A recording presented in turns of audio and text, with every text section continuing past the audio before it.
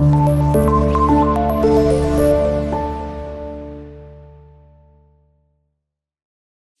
वालेकुम।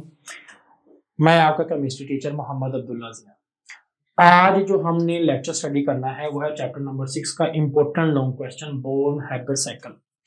अच्छा, born-Haber cycle जो है हमारे पास, इसके अंदर हम देखते हैं कि सबसे पहले इसको स्टडी करते क्यों हैं, वाई। हम इसमें फाइंड करते हैं enthalpy change, enthalpy change find करते हैं। और क्या फाइंड करते हैं, हम फाइंड करते हैं लेटेस्ट एनर्जी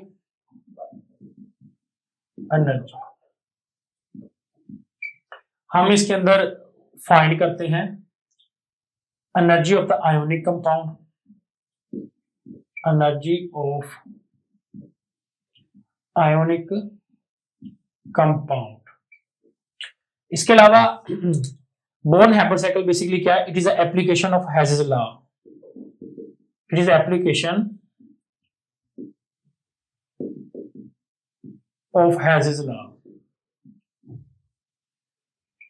अब हेज़ेस लॉ ये कहता है कि एनर्जी जो है वो बेसिकली डिफरेंट रूट्स पे डिपेंड तो नहीं करती, लिहाजा ओवरऑल उसकी इनिशियल और फाइनल वैल्यू जो होती है वो सेम होती है। सेम ये भी कहता है डिफाइन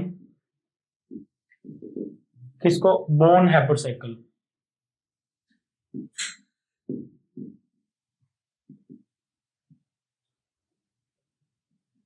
बोर्न-हैबर साइकिल कहता है एनर्जी चेंज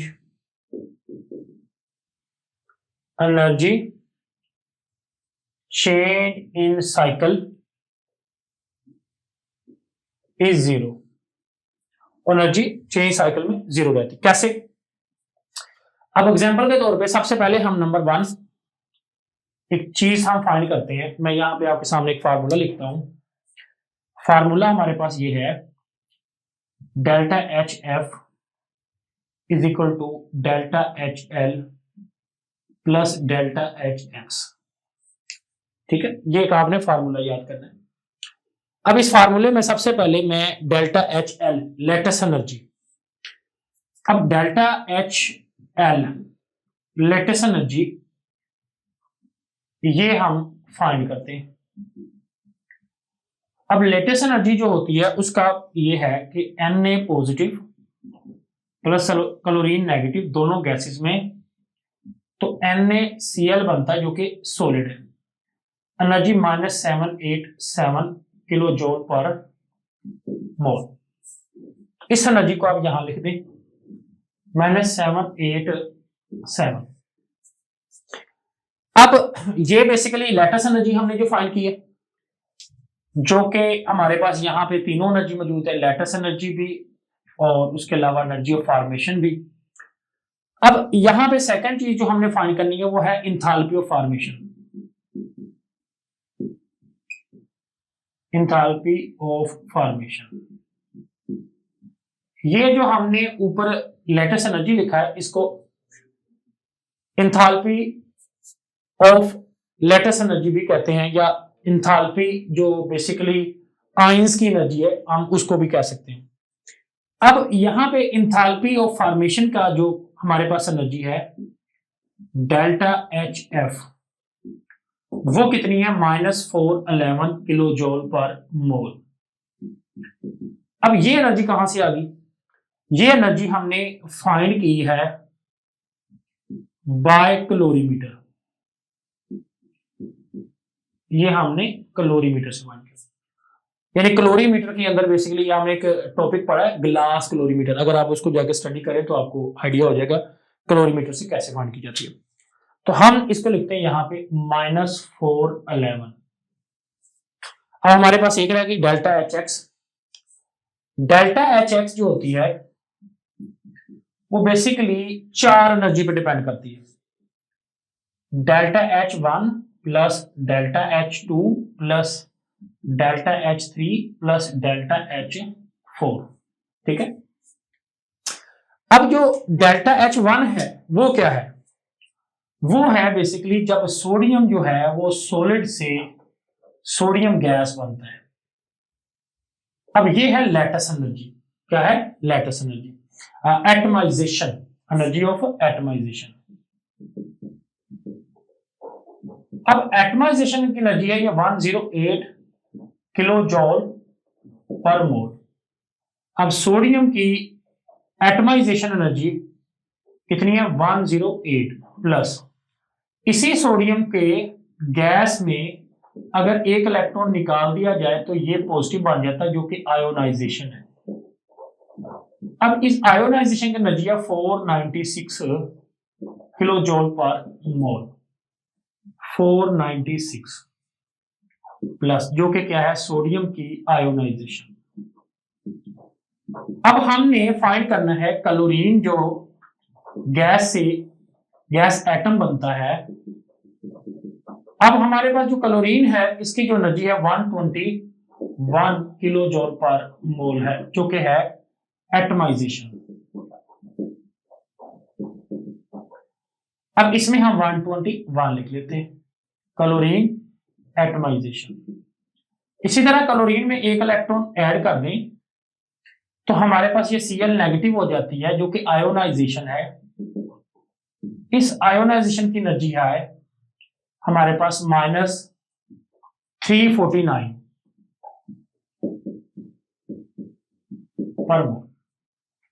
अब हम इधर लिखते हैं -349, जो कि क्लोरीन की आयोनाइजेशन है। इन सबको हम प्लस करते हैं तो डेल्टा HX आता है, जो है 376। इसको हम यहां पे पुट करते हैं +376, इसको दूसरी साइड पे लेके जाते हैं -787, इधर आ गया -411 -376 is equal to -787 is equal to -787। अब अगर ये -787 को भी इधर ले आए तो दोनों माइनस और प्लस होकर क्या हो जाएगा? 0। Energy change in cycle is 0।